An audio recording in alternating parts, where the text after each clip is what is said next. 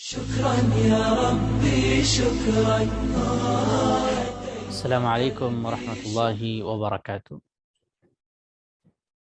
الحمد لله رب العالمين، الصلاة والسلام على رسوله الكريم وعلى آله وصحبه أجمعين، أما بعد.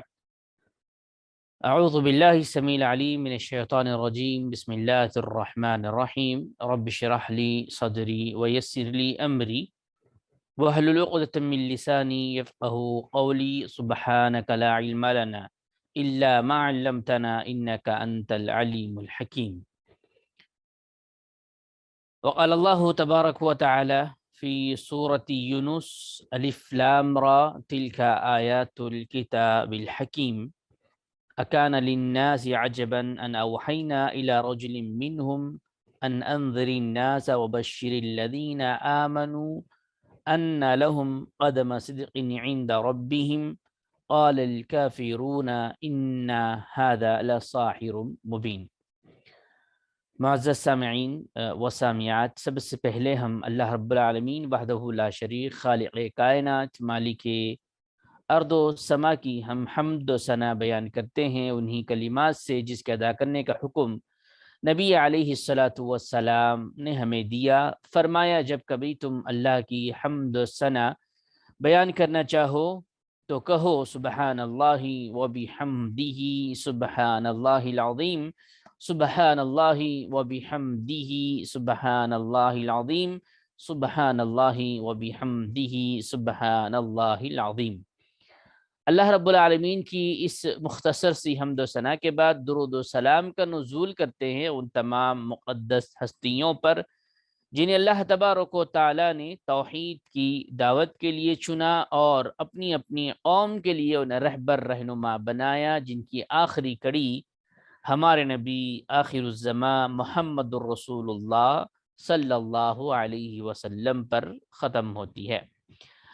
معزز سامعین و سامعات، انشاءاللہ آج سورہ یونس کے متعلق کچھ باتیں آپ کے گوش گزار کرنے جا رہا ہوں۔ اللہ تبارک و تعالیٰ سے ہم سب دعا کرتے ہیں کہ اللہ تبارک و تعالیٰ ہمیں ان باتوں کو سننے، سمجھنے اور ان باتوں پر عمل پیرا ہونے کی توفیق عنایت فرمائیں۔ سورۃ یونس جس کو دیکھتے ہیں تو سب سے پہلی بات یہ معلوم ہوتی ہے کہ اللہ تبارک و تعالیٰ نے اس کا نزول مکہ کے اندر کیا ہے۔ سورہ یونس مکی ہے اور اس کے اندر 109 آیتیں اور 11 رکوع ہم کو ملتے ہیں۔ اس سورت کے نام کے سلسلے میں یہ بات واضح ہے کہ یونس علیہ السلام کا اس میں ذکر کیا گیا ہے، اسی مناسبت سے اس سورت کا نام سورہ یونس رکھا گیا ہے۔ یونس علیہ السلام کا ذکر اس سورت کے اندر آیا، اسی مناسبت سے اس سورت کا نام سورہ یونس رکھا گیا ہے۔ اس سورت کے اندر جو چیزیں ہمارے سامنے آتی ہے وہ ہے بنی اسرائیل کا تذکرہ۔ بنی اسرائیل جو قوم ہے موسیٰ علیہ السلام کی، اس کا تذکرہ اس سورت کے اندر ہم کو ملتا ہے۔ فرعون کا جو واقعہ ہے جس کو اللہ تبارک و تعالیٰ نے غرق کر دیا، سمندر میں ڈبو دیا اور تا قیامت تک کے لیے اسے درس عبرت بنایا، اس کا تذکرہ اس صورت میں ہم کو ملتا ہے۔ اسی طرح اللہ تبارک و تعالیٰ نے سورج اور چاند کے جو نور کی وضاحت کی ہے۔ سورج اپنی نور سے مشہور و معروف ہے، چاند اپنے نور سے مشہور و معروف ہے، وہ اپنے وقت پر اپنے کام کو انجام دے رہے ہیں، تو ان کا ایک اپنا مقصد ہے اور اس مقصد کی وضاحت اس صورت کے اندر ہم کو ملتی ہے۔ اسی طرح انسان کی زندگی کا مقصد بھی واضح ہے کہ اللہ تعالیٰ نے کسی بھی شے کو، کسی بھی چیز کو، کسی بھی درند اور پرند کو یوں ہی نہیں پیدا کیا، بلکہ اس کے پیدا کرنے کا ایک مقصد ہے۔ تو سورج اور چاند کے پیدا کرنے کے مقصد کا ذکر اس سورت کے اندر ہم کو ملتا ہے۔ اس کے بعد اللہ کے نبی کریم صلی اللہ علیہ وسلم کی صداقت کی دلیل ہے۔ اللہ کے نبی کریم صلی اللہ علیہ وسلم سچے ہیں، امین ہیں، صادق ہیں، رسول ہیں، آخری نبی ہیں، آپ پر رسالت کا نزول ہوا ہے، آپ پر قرآن اتارا گیا ہے اور آپ آخری نبی ہیں، اس بات کی صداقت اس صورت کے اندر ہم کو ملتی ہے۔ اس کے ساتھ ساتھ اور ایک بات واضح ہوتی ہے کہ ہمیشہ ہم سنتے آئے ہیں کہ ہر قوم کے اندر اللہ تبارک و تعالیٰ نے نبی اور رسول کا سلسلہ جاری کیا تھا، تو اس آیت میں، اس صورت کے اندر ہر قوم میں جو رسول آئے اس کی دلیل ہمارے سامنے آتی ہیں۔ اس کے علاوہ اولیاء اللہ کے کیا اوصاف ہوتے ہیں، ولی کسے کہتے ہیں، ولی کا معنی مفہوم کیا ہے، ولی کے اندر کیا صفتیں پائی جاتی ہے، اولیاء کسے کہا جاتا ہے، اور اس کے ساتھ ساتھ موسیٰ اور ہارون علیہ السلام نے جو فرعون کے حق میں بد دعا کی تھی، اس کی قبولیت کا تذکرہ اس صورت میں ملتا ہے۔ موسیٰ اور ہارون علیہ السلام نے فرعون کے سلسلے میں جو بد دعا کی تھی، تفصیل سے انشاءاللہ ہم جاننے کی کوشش کریں گے، اس کا ذکر بھی اس صورت میں ہے۔ اور اس کے علاوہ سب سے ان باتوں میں اور ایک اہم چیز ہے کہ دین میں جبر نہیں ہے، دین کے اندر کسی بھی شخص کو مجبور نہیں کیا جاتا ہے۔ دین کے قبول کرنے کے لیے جو چاہے دین کو قبول کر سکتا ہے، جو چاہے دین کو رد کر دے، وہ اس کی اپنی مرضی کا مالک ہے، لیکن جو دین کو قبول کرے گا، اس پر عمل پیرا ہوگا، اس کے لیے جنت کی خوشخبریاں ہیں، جس کے نیچے نہریں بہہ رہی ہیں، باغات ہے، اور بہت ساری نعمتیں اللہ کے جانب سے اس بندے کے لیے موجود ہے۔ جو قبول نہیں کرتا، منمانی زندگی گزارتا ہے، یوں ہی بے مقصد زندگی گزار کر اس دنیا سے رخصت ہوتا ہے، تو اس کے لیے جہنم کی وعید ہے، جہنم کے بہت سارے عذابات کا تذکرہ ملتا ہے۔ تو یہ صورت کے اندر یہ کچھ باتیں ہمارے سامنے آتی ہیں۔ آئیے دیکھتے ہیں اس کی پہلی آیت میں اللہ تبارک و تعالیٰ نے کیا ارشاد فرمایا۔ جیسا کہ میں نے ابتدا میں آپ کے سامنے اس آیت کی تلاوت کی، اس آیت کا ترجمہ یہ ہے، الف لام را، یہ حکمت والی کتاب قرآن کریم کی آیتیں ہیں، تلک آیات الکتاب الحکیم، حکمت والی قرآن کریم کی یہ آیتیں ہیں۔ اکان للناس عجبا، یہاں سے ہم پڑھیں تو کیا لوگوں کو اس بات پر تعجب ہے کہ ہم نے انہی میں سے ایک آدمی پر وحی نازل کی، لوگوں کو اللہ کے عذاب سے ڈرائیں اور مومنوں کو خوشخبری دے۔ ان کا رب ان کے نزدیک بلند مقام ہے، اور ان کے رب کے نزدیک بلند مقام ہے۔ کافروں نے کہا یہ تو کھلا جادوگر ہے۔ اللہ کے نبی کریم صلی اللہ علیہ وسلم جب وہی اہل مکہ کے سامنے سنا رہے تھے تو لوگوں نے یہ اعتراض کیا، لوگوں نے یہ چیز اٹھائی کہ کہا کہ اللہ تبارک و تعالیٰ کو اگر کسی کو رسول بنانا ہوتا، ہمارے لیے نمونہ بنانا ہوتا، آئیڈیل بنانا ہوتا، تو اللہ تبارک و تعالیٰ کسی فرشتے کو بناتا۔ اس سے پہلے اس بات کا ذکر ہوا ہے، آپ نے سماعت بھی کیا، اسی باتوں کو یہاں پر ذکر کیا گیا ہے کہ وہ رسول کا انکار کر رہے تھے، نکیر کا، اکان للناس عجبا ان اوحینا الی رجل من، ہم میں سے ہی اللہ تعالیٰ نے ایک آدمی کو کیوں رسول بنایا۔ مشرکین مکہ کا یہ اعتراض تھا، اور ان کا یہ کہنا تھا کہ اگر بنانا ہی ہوتا تو اللہ تبارک و تعالیٰ کسی فرشتے کو بناتے۔ اس بات پر ہم نے کافی تبصرہ کیا تھا، مختصراً طور پر یہ کہ بنی نو انسان کے لیے یہ ضروری تھا کہ مٹی بشر ہی کے ذریعے سے نمونہ اور آئیڈیل بنایا جاتا۔ اگر فرشتے کو آئیڈیل اور نمونہ رسول بنا کر بھیجایا جاتا تو انسان کے لیے وہ مناسب نہیں تھا، کیونکہ انسان کی صفات فرشتے کے صفات بہت متصف نہیں، الگ الگ ہے۔ فرشتوں کے سلسلے میں یہ بات واضح ہے کہ لا یعصون اللہ ما امرهم ویفعلون ما یؤمرون، فرشتے اللہ کی ایسی مخلوق ہے، وہ کبھی بھی اللہ کی نافرمانی نہیں کرتے، اللہ کے حکم کے مطابق ہی عمل پیرا ہوتے۔ لیکن بندوں کے سلسلے میں، آدم علیہ السلام کی اولاد کے سلسلے میں یہ بات اللہ کے نبی کریم صلی اللہ علیہ وسلم کی احادیث مبارکہ سے یہ بات آتی ہے، کل بنی آدم خطاء وخیر الخطائین توابون، کہ ہر بنی آدم کی اولاد خطا کار ہے، گناہ گار ہے، لیکن سب سے بہترین شخص وہ ہے جب گناہ ہو جائے تو توبہ۔ تو اللہ تبارک و تعالیٰ نے بنی نوع انسان کے لیے جو بہتر آئیڈیل و نمونہ ہو سکتا تھا وہ بشر اللہ کے نبی کریم صلی اللہ علیہ وسلم کو بنا کر مبعوث کیا ہے۔ آج کے اس دور میں اس کا معاملے کو الٹا کر دیا گیا ہے۔ کفار اور مشرکین یہ اعتراض کیا کرتے تھے کہ کسی فرشتے کو کیوں نہ اللہ نے نازل کیا رسول کے طور پر، اور آج کے لوگ جو اس دور میں زندگی گزار رہے ہیں، جنہوں نے کئی دفعہ اس چیز کو سنا ہوگا کہ اللہ کے نبی کریم صلی اللہ علیہ وسلم بشر نہیں ہے بلکہ نور ہے، اور نور سے یہ ثابت کرنے کی کوشش کی جاتی ہے کہ اللہ کے نبی کریم صلی اللہ علیہ وسلم خاکی نہیں ہے، بشر نہیں ہے بلکہ نور ہے، جبکہ نور کے سلسلے میں یہ بات ہمارے سامنے آتی ہے کہ اللہ تعالیٰ نے فرشتوں کو نور سے پیدا کیا۔ نور کے سلسلے میں احادیث مبارکہ اس بات پر دلالت کرتی ہے کہ نور سے مراد اللہ کا نور نہیں بلکہ اللہ ہی بہتر جانتا ہے کہ کس نور سے اللہ تعالیٰ نے فرشتوں کو نازل کیا ہے۔ تو اللہ کے نبی کریم صلی اللہ علیہ وسلم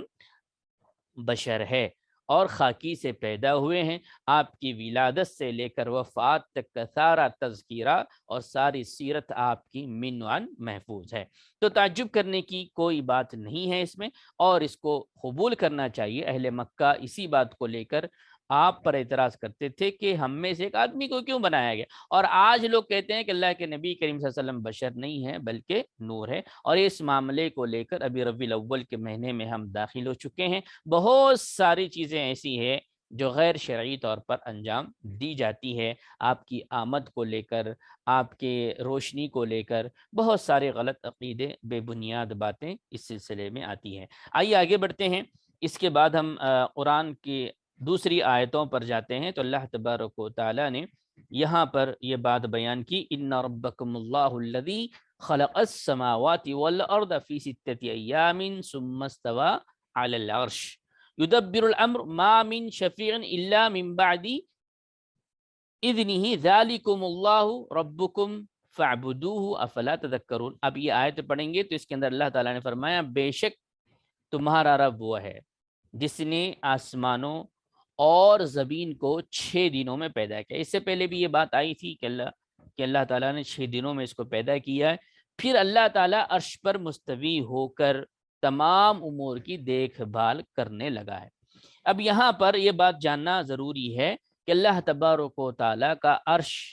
اللہ تبارک و تعالیٰ 7ویں آسمان پر ہے، اللہ عرش پر ہے، اپنے علم کے اعتبار سے ہر کسی کو دیکھتا ہے، جانتا ہے، سنتا ہے، وہ لطیف خبیر ہے، دل میں اٹھنے والے وسوسوں سے بھی وہ واقف ہے۔ یہ ہمارا ایمان اور عقیدہ ہونا چاہیے۔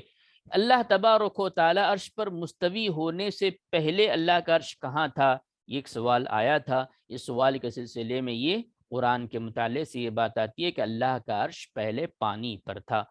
پانی پر تھا، اور پانی کس پر موجود تھا؟ کچھ لوگوں نے اعتراض کیا ہوا پر اللہ تعالیٰ نے پانی کو مسخر کیا، اور پانی کے اوپر اللہ تعالیٰ کا عرش تھا، اور اللہ تبارک و تعالیٰ نے آسمان و زمین کی تخلیق کے بعد 7ویں آسمان پر عرش پر اللہ تعالیٰ مستوی ہوئے۔ یہ کچھ مختصر تفصیل ہے اس آیت کے ضمن میں ہمارے سامنے آتی ہے۔ اس سے پہلے میں نے اور ایک بات بیان کی تھی کہ امام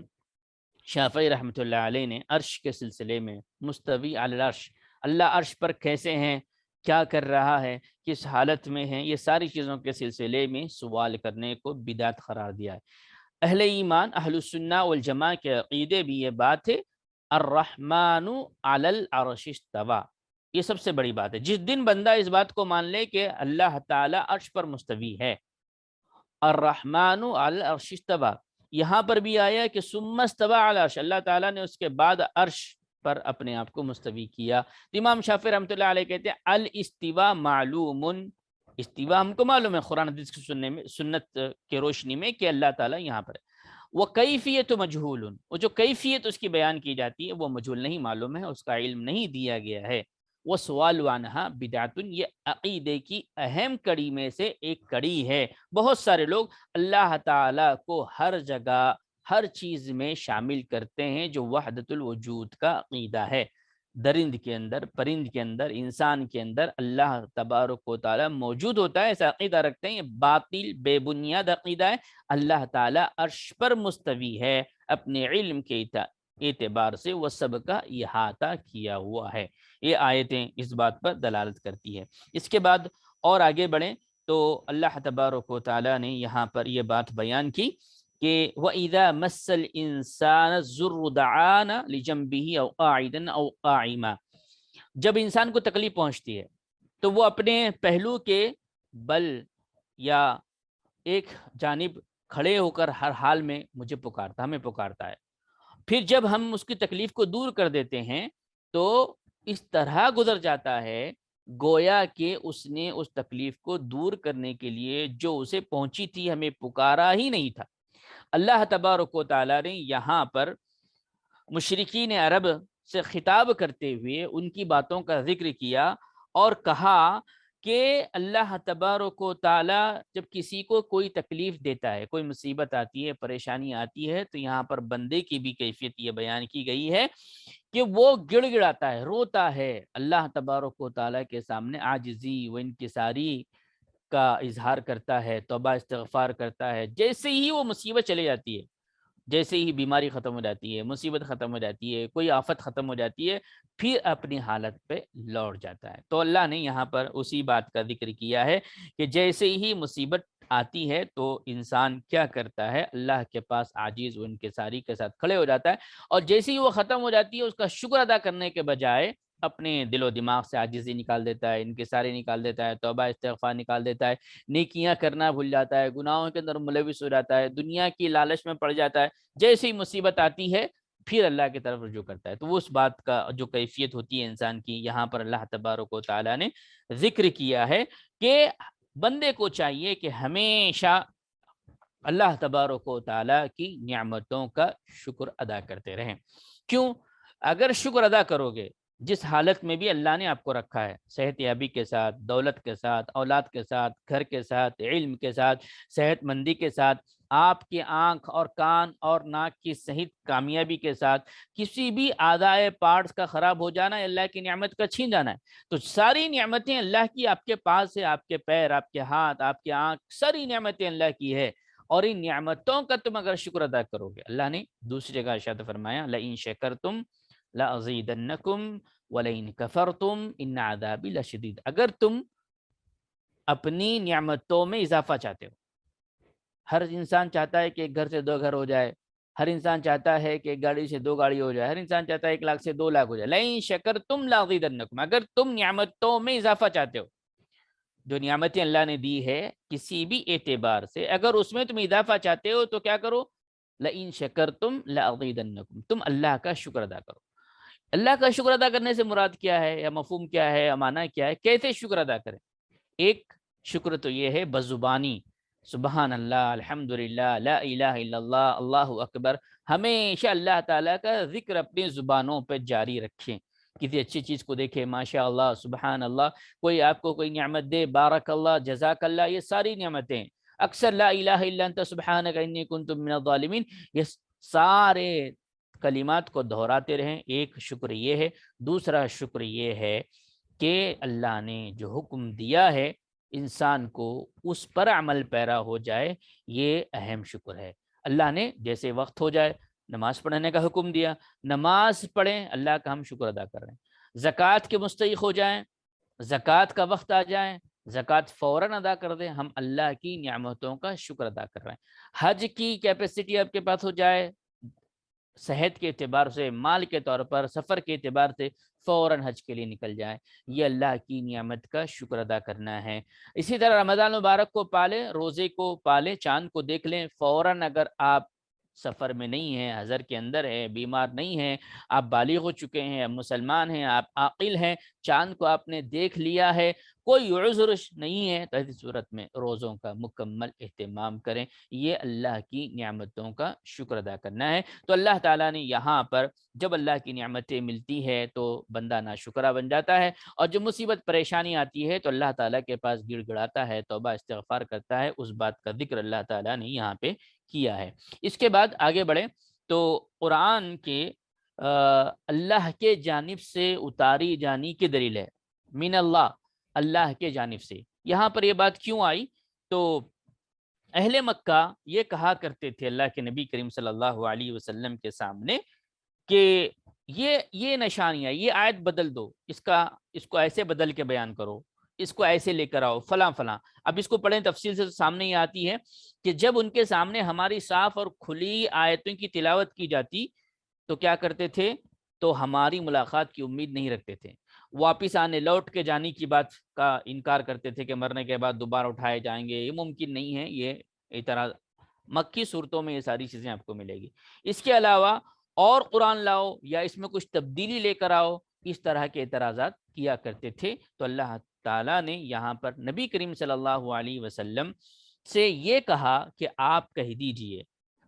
دیجئے کہ یہ میں اپنی جانب سے نہیں بلکہ میں کیا کرتا ہوں، اللہ کے جانب سے لے کر آتا ہوں۔ اس کے سامنے یہ بات آئی کہ وَإِذَا تُتْلَى عَلَيْهِمْ آيَاتُنَا پڑھیں گے آپ آیت نمبر 15 کے اندر، تو یہ جب اللہ کے نبی کریم صلی اللہ علیہ وسلم ان کے سامنے، اہل مکہ کے سامنے تلاوت کرتے تو وہ مشرکین کہتے کہ جس کے اندر توحید کا ذکر ہے، شرک کو رد کیا گیا ہے، قیامت اور قیامت کے بعد جو جزا اور سزا کا مسئلہ ہے اس کا ذکر ہے، اور مشرکین کے سامنے جب یہ بیان کیا جاتا تو وہ چیلنج کیا کرتے تھے اور کہتے تھے قرآن کے علاوہ اور دوسرا قرآن لے کے آؤ جس سے ہماری جو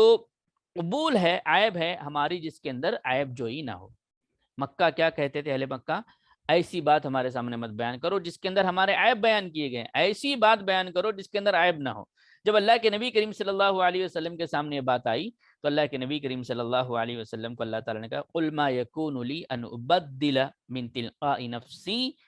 ان اتبع الا ما یوحیٰ الی۔ اللہ کے نبی کریم صلی اللہ علیہ وسلم سے کہا گیا کہ آپ کہہ دو کہ میں وحی کا لانے والا میں نہیں ہوں، یا وحی کو بنانے والا میں نہیں ہوں، میں تو وحی کی اتباع کرنے والا ہوں۔ اپنے نفس سے کوئی چیزیں اللہ کا حکم آتا ہے میں جیسے کہ ویسے آپ کے سامنے پیش کرتا ہوں۔ انہوں نے کہا تھا ان ھذا لساحر مبین، ارے یہ تو جادوگر ہے، نعوذ باللہ من ذالک۔ اللہ کے نبی کریم صلی اللہ علیہ وسلم کو کہا تھا کہ جادوگر ہے یا جادو کے ذریعے سے چیزیں لے کر آتا ہے، تو اللہ کے نبی کریم صلی اللہ علیہ وسلم نے یہاں پہ جواب دیا کہ میں جادوگر نہیں ہوں، میں جادو نہیں کرتا، بلکہ یہ وحی ہے جو اللہ کے جانب سے آتی ہے اور میں وحی کی اتباع کرتا ہوں اور آپ تک پہنچاتا ہوں۔ تم کو اگر سمجھ میں نہیں آتی بات تو اللہ کے نبی کریم صلی اللہ علیہ وسلم نے کہا فقد لبثت فیکم عمرا من قبلی افلا تعقلون، تمہارے عقلوں کو کیا ہو گیا ہے، تمہاری سمجھوں کو کیا ہو گیا ہے، تم غور کرو، تم یہ کیسے کہہ سکتے ہو کہ میں ایک جادوگر ہوں۔ اللہ کے نبی کریم صلی اللہ علیہ وسلم نے کہا فقد لبثت فیکم عمرا من قبلہ افلا تعقلون، میں آج تمہارے سامنے نہیں آیا بلکہ میری زندگی ابتدا سے لے کر وحی کے آنے تک تمہارے سامنے 40 سالہ جو عمر ہے میری۔ ایک دلیل اللہ کے نبی کریم صلی اللہ علیہ وسلم نے کہا، تصدیق کیسی ہوئی؟ اللہ نے کہا کہ تم کہہ دو فقد لبثت فیکم عمرا من قبلی، تمہارے درمیان میں ہوں ابتدا سے، پیدائش سے لے کر اب تک، اور تم ہی لوگوں نے مجھے کبھی صادق کہا، کبھی امین کہا، کبھی تم نے اہل مکہ کے سامنے حجر اسود کا جو مسئلہ آیا تو تم نے مجھے وہاں پر فیصلہ کرنے کے لیے آگے بڑھایا، اور میں نے اپنی زندگی کے 40 سال یہاں پر گزارے ہیں، امید ہے کہ ایسے 40 سال زندگی میں کبھی میں نے نہ جھوٹ بولا اور نہ میں نے جھوٹوں کا ساتھ دیا، ایسے حالات میں تم یہ کیسے کہہ سکتے ہو کہ میں جادوگر ہوں؟ آپ اگر سائیکولوجی طور پر کسی کی تاریخ کا مطالعہ کرنا چاہتے ہیں، اس کی زندگی کا مطالعہ کرنا چاہتے ہیں، تو اگر کوئی انسان 40 سال اپنے کسی علاقے میں کسی جگہ پر گزار دے، اس سے ہر انسان واقف ہو جاتا ہے کہ وہ کتنا اچھا ہے، کتنا جھوٹا ہے، کتنا سچا ہے، کتنے معاملات میں دیانتدار ہے، بہت ساری چیزیں سامنے آ جاتی۔ تو اللہ کے نبی کریم صلی اللہ علیہ وسلم نے کہا کہ میں تمہارے درمیان پیدا ہوا، تمہارے ساتھ رہا، تمہارے ساتھ کھیلا بڑا اور میں نے تجارت کی، سب کچھ تم نے دیکھا، اس کے باوجود بھی تم عقل سے کام نہیں لے رہے ہو، مجھ پہ یہ اعتراض کر رہے ہو۔ میں صرف وحی کی اتباع کرتا ہوں اور اس کے علاوہ میرے پاس کچھ نہیں ہے، وحی آتی ہے۔ اور یہاں تک اللہ کے نبی کریم صلی اللہ علیہ وسلم نے دوسرے کا ارشاد فرمایا کہ تم میں اور مجھ میں جو فرق ہے، تم میں اور مجھ میں جو فرق ہے، میں بھی بشر ہوں تم بھی بشر ہو، تم میں اور مجھ میں فرق یہی ہے کہ میرے پاس وحی آتی ہے، تمہارے پاس وحی نہیں آتی۔ تو یہ اللہ کے نبی کریم صلی اللہ علیہ وسلم نے یہاں پر جواب دیا، اور تا قیامت تک کے آنے والے لوگوں کے لیے یہی جواب ہے کہ قرآن میں کسی بھی قسم کی تبدیلی کسی بھی حالت میں نہیں کی جا سکتی، چاہے کتنے ہی بل بنا لیے جائیں، پاس کر لیے جائیں، اس کے لیے پوری قومیں مل کر اس کو کم کرنے کی کوشش کریں، وہ ہو نہیں سکتا، کیونکہ اللہ نے اس کی حفاظت کی ذمہ داری لی، اور اللہ نے خود کہا لا یأتیہ الباطل من بین یدیہ ولا من خلفہ، یہ قرآن ایسی چیز ہے اور جس کے نہ آگے سے، نہ پیچھے سے، نہ دائیں سے، نہ بائیں سے، کہیں سے بھی باطل داخل نہیں ہو سکتا۔ اس کے بعد اور آگے بڑھیں تو آیت نمبر 29 کے اندر ہمارے سامنے یہ بات آتی ہے، اللہ تعالیٰ نے ارشاد فرمایا کہ جو کوئی عمل کر کے آئے گا، یہاں پر آیت نمبر 29 کے اندر اللہ نے دنیا کی مثال دی ہے، انما مثل الحیات الدنیا کماء انزلناہ من السماء فاختلط به نبات الارض مما یأکل الناس والانعام، اللہ نے کہا کہ بے شک دنیاوی زندگی کی مثال اس پانی کی ہے جسے ہم آسمان سے بھیجتے ہیں، جو زمین کے ان پودوں کے ساتھ مل جاتا ہے جنہیں لوگ اور چوپائے کھاتے ہیں، یہاں تک کہ جب زمین خوب بارونق اور خوبصورت بن جاتی ہے اور اس کے مالکین یقین کر لیتے ہیں کہ وہ اس سے فائدہ مستفید ہونے پر پوری قدرت رکھتے ہیں، طاقت رکھتے ہیں، تو ایک لخت ہمارا فیصلہ بصورت عذاب رات یا دن میں صادر ہوتا ہے، اور ہم ان پودوں کو اس طرح کاٹ کر رکھ دیتے ہیں جیسے وہ کل تھے ہی نہیں۔ ہم غور و فکر کرنے والوں کے لیے اپنی آیتیں اس طرح تفصیل کے ساتھ بیان کرتے ہیں، اور اللہ سلامتی کے گھر جنت کی طرف بلاتا ہے، اور جسے چاہتا ہے سیدھی راہ کی طرف ہدایت دیتا ہے، اور جو لوگ نیک عمل کریں گے انہیں جنت ملے گی اور اللہ کا دیدار نصیب ہوگا، ان کے چہروں پر نہ غم کی سیاہی ہوگی اور نہ رسوائی کے آثار۔ یہاں پر دنیا کی مثال دی گئی ہے، دنیا کی مثال ایک کھیت سے دی گئی ہے، ایک زمین سے دی گئی ہے، زمین کے اوپر اٹھنے والے نباتات۔ آپ غور کریں اللہ کی کیا کیا نعمتیں ہیں، زمین ایک ہے، پانی ایک ہے، اور زمین کے اندر سے اسی جگہ سے آپ غور کریں آم کی شکل میں پھل آ رہا ہے جو میٹھا ہوتا ہے، اگر وہیں پر آپ لیمبو کی کاشتکاری کریں تو جو کھٹا ہوتا ہے، وہیں پر اگر آپ تربوز کی کاشتکاری کریں تو وہ بڑا ہوتا ہے، وہیں پر آپ شہدود کی کریں چھوٹا ہوتا ہے۔ ایک زمین ہے، پانی ایک ہے، اور اس کے بعد یہ الگ الگ قسم کی ساری چیزیں جو پیدا ہو رہی ہے، یہ عقل رکھنے والوں کے لیے دلیل ہے کہ اس کو پیدا کرنے والا کوئی نہ کوئی ہے۔ یہ ساری مثالوں کے ذریعے سے اللہ نے اہل مکہ کو سمجھایا، اور آنے والے تا قیامت تک کے لوگوں کے لیے پیغام ہے کہ اللہ کو جانو، اللہ کے حقوق کو پہچانو، اللہ کی عبادت کرو، اس کو جس مقصد کے لیے اس نے تم کو پیدا کیا اس کو پہچانو۔ یہ ساری مثالیں ہیں، اور یہ مثالوں کے ذریعے اللہ نے ایسی مثالیں دی ہے اہل مکہ کے لیے، اگر تھوڑی بھی عقل سے کام لیا جائے تو ساری چیزیں واضح ہو جاتی ہے۔ اس کے ساتھ ساتھ اللہ تعالیٰ نے یہاں پر ایک اچھی چیز بیان کی ہے، اور وہ چیز کیا ہے کہ جو کوئی عمل کر کے آئے گا، کیا کرے گا؟ نیک عمل کر کے آئے گا، تو اللہ تبارک و تعالیٰ کیا کیے گا؟ جنت میں جنت دے گا، لیکن ایک لفظ یہاں پر زیادہ کا لفظ آیا ہے، للذین احسنوا الحسنى وزیادہ۔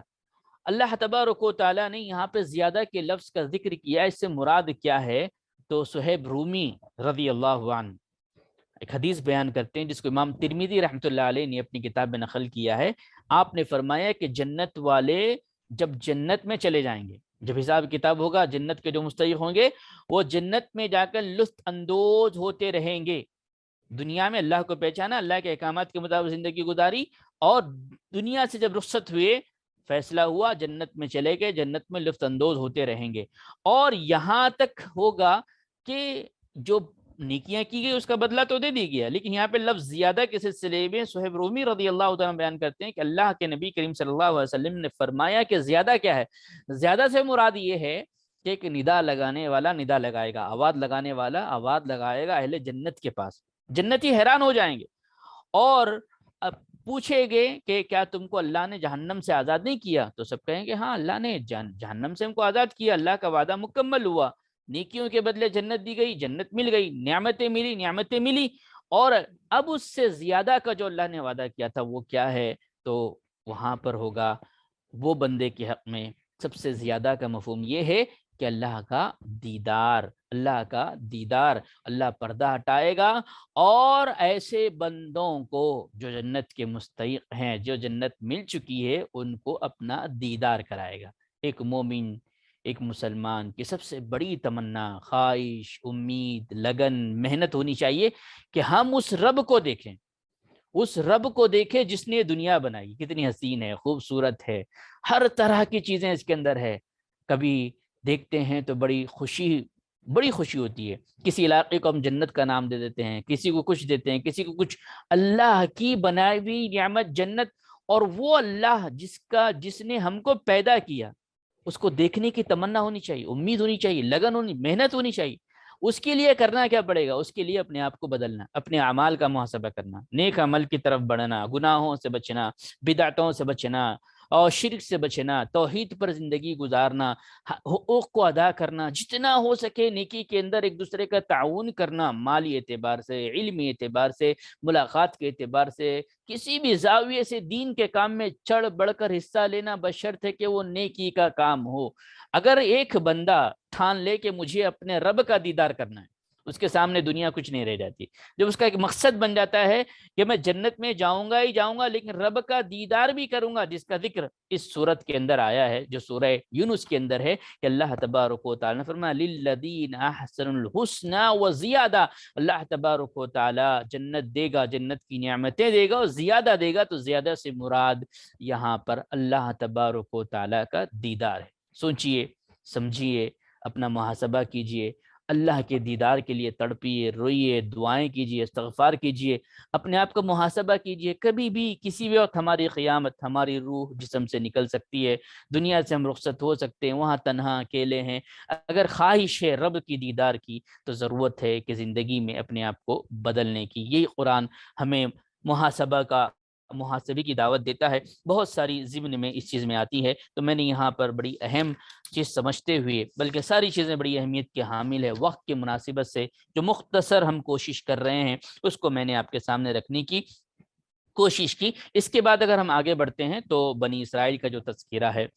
کہ بنی اسرائیل جو موسیٰ اور ان کے بھائی ہارون، یہ سارا تذکرہ ہم کو ملتا ہے، تو یہاں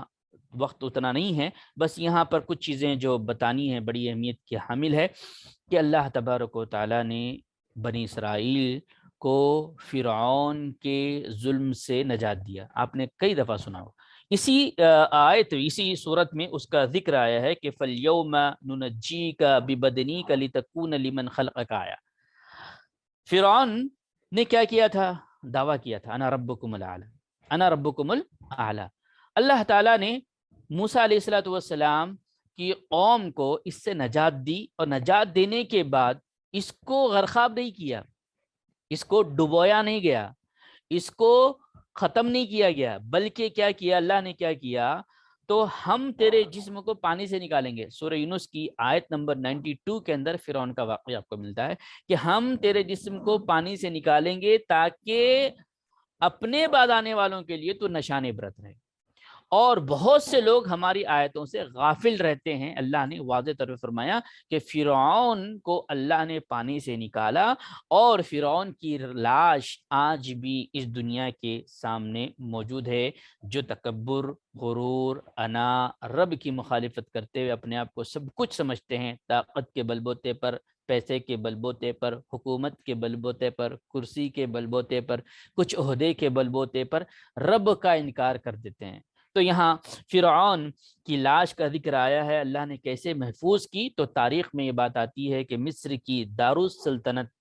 کے ایک میوزیم میں بہت ساری لاشیں رکھی گئی ہیں، اس میں سے ایک لاش جو بغیر ممی کیے ہوئے ہیں، فرعون کی لاش ہے، تاکہ دنیا والوں کے لیے یہ درس عبرت ہے۔ جو کوئی رب کی مخالفت کرتے ہوئے، رب کے احکامات کو پشے پر ڈالتے ہوئے اپنے آپ کو سب سے بڑا، سب سے بلند اور اپنے آپ کو عبادت کا مستحق سمجھتا ہے، اللہ تبارک و تعالیٰ اس کے لیے، ایسے لوگوں کے لیے درس عبرت نشانہ بنا کے رکھا ہے، اور قیامت تک اس کی لاش کی حفاظت ہوگی۔ تو یہ سب سے بڑی نشانی اہل علم کے لیے، اہل تقویٰ کے لیے، مومنین کے لیے، کہ رب कैसे कैसे नियामतें हमें देता है, और जब अल्लाह ताला नियामतें छीनने पर आ जाता है और किसी को बतौर निशाना इबरत बनाने के लिए आ जाता है, तो कैसे अल्लाह तबारक व ताला निशाना बनाता है। तो ये आप पढ़ेंगे सूरह यूनुस आयत नंबर 92 के अंदर ये जिक्र हमको मिलता है। इसके बाद एक और आयत लेते हुए मैं सवालात पर जाना चाहूँगा। आयत नंबर 104 अगर आप पढ़ेंगे, आयत नंबर 104 पढ़ेंगे तो आपको ये बात मिलेगी कि वला तदउ मिन दूनिल्लाहि मा ला यनफउका वला यदुरुक फ़इन फ़अलता फ़इन्नका मिनज़्ज़ालिमीन। ये आयत मुबारका के अंदर अल्लाह के नबी करीम सल्लल्लाहु अलैहि वसल्लम को कहा गया है। गौर से सुने, वला तदउ मिन दूनिल्लाहि मा ला यनफउका वला यदुरुक फ़इन फ़अलता फ़इन्नका मिनज़्ज़ालिमीन। ऐ मोहम्मद सल्लल्लाहु अलैहि वसल्लम, अगर आप अल्लाह के अलावा किसी और को पुकारेंगे जो ना तुम्हें यनफउक नफ़ा दे सकते हैं, वला यदुरुक ना ही तुम्हें नुकसान दे सकते हैं, अगर तुम ऐसा करोगे तो अपना शुमार जालिमों में करोगे। यहाँ पर अल्लाह के नबी करीम सल्लल्लाहु अलैहि वसल्लम के ज़रिए उम्मत के सारे लोगों तक ये पैगाम पहुँचाया गया कि अल्लाह के अलावा कोई नफ़ा और नुकसान का मालिक नहीं है। नफ़ा और नुकसान का मालिक अल्लाह तबारक व तआला ही है। इसके अलावा किसी और को नफ़ा नुकसान का मालिक तस्वुर किया जाता है, या उससे उम्मीदें लगाई जाती है, या उससे दुआएं की जाती है, वो उससे मांगा जाता है, या उसके लिए नज़र व नियाज की जाती है, तो वो अपने आप को जालिमीन में शुमार कर रहा है। जुल्म करने, जुल्म सबसे बड़ा जुल्म क्या है? सबसे बड़ा जुल्म दुनिया के अंदर क्या है? लोग कहते हैं कि फलां ने फलां पे जुल्म किया, फलां ने फलां पे जुल्म किया, फलां ने फलां पे जुल्म किया। जुल्म, सबसे बड़ा जुल्म क्या है? सबसे बड़ा जुल्म ये है कि अल्लाह के हक को किसी और के लिए दे देना। इसीलिए इन्न शिर्क लज़ुल्मुन अज़ीम का लफ्ज़ है। इन्न शिर्क लज़ुल्मुन अज़ीम, सबसे बड़ा जुल्म, सबसे बड़ा जुल्म है कि एक का हक था, उस हक को आपने किसी और के लिए मुख्तस कर दिया, तो ये जुल्म हुआ। तो अल्लाह के नबी करीम सल्लल्लाहु अलैहि वसल्लम को यहाँ पर कहा गया कि आप अल्लाह के अलावा किसी और को न पुकारे, वरना तुम भी जालिमों में शुमार हो जाओगे। ये है हमारे नबी, जिनका उसवा और नमूना ज़िंदगी हमारे लिए सब कुछ है कि नफ़ा नुकसान अल्लाह की जानिब से है, अल्लाह के अलावा किसी और के लिए नहीं है। इमाम तिरमिज़ी रहमतुल्लाह अलैह ने एक हदीस को नकल किया है,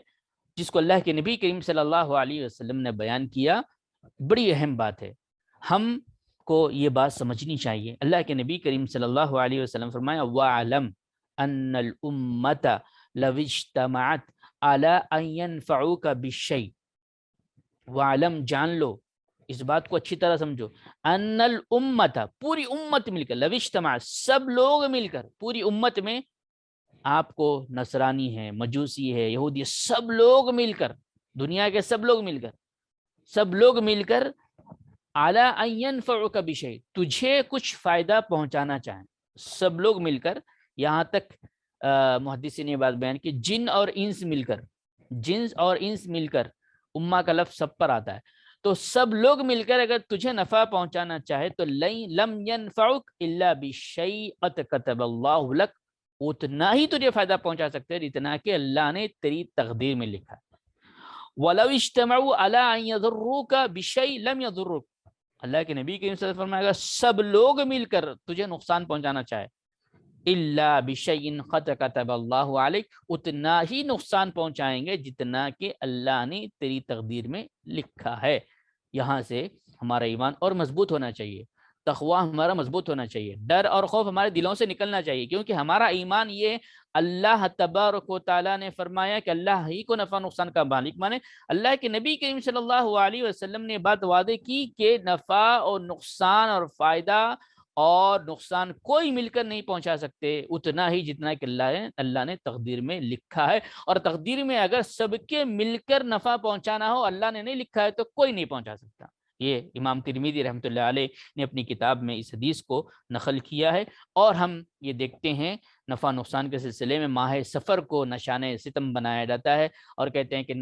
सफ़र का महीना नहूसत वाला महीना है। और अगर हम ज़माने जाहिलियत की तारीख़ को पढ़ते हैं तो उन्होंने महीनों के नाम, कैफियत, उसकी आदत, कई चीज़ों को बदल दिया था। और आज के दौर के अंदर भी हम देखते हैं, तो जैसे ही मुहर्रम का महीना हमारे सामने आता है تو ہم اس کو غم کا مہینہ قرار دے دیتے ہیں، جبکہ محرم کا تعلق غم سے نہیں ہے۔ اور شہادت حسین رضی اللہ تعالیٰ کا واقعہ، کربلا کا واقعہ، اسلام کے مکمل ہونے کے کئی صدیوں کے بعد کا واقعہ ہے۔ سفر کا مہینہ آتا ہے تو ہم نحوست والا قرار دیتے ہیں، تجارت شروع نہیں کرتے، نکاح نہیں کرتے، کوئی نیک کام نہیں کرتے، نحوست والا تصور کر لیتے ہیں۔ یہ ہم نے زمانے جاہلیت کی طرح مہینوں کے اندر چیزوں کو شامل کرنا شروع کر دیا ہے۔ اسی طرح ربیع الاول کا مہینہ آتا ہے جس سے ہم گزر رہے ہیں تو خوشی کا مہینہ تصور کرتے ہیں۔ اللہ کے نبی کریم صلی اللہ علیہ وسلم کی ولادت سے متعلق عید الاعیاد،